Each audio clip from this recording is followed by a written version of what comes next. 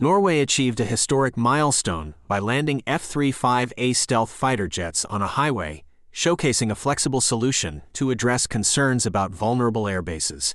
The exercise, conducted in Finland, emphasized the ability to disperse operations and increase survivability during wartime.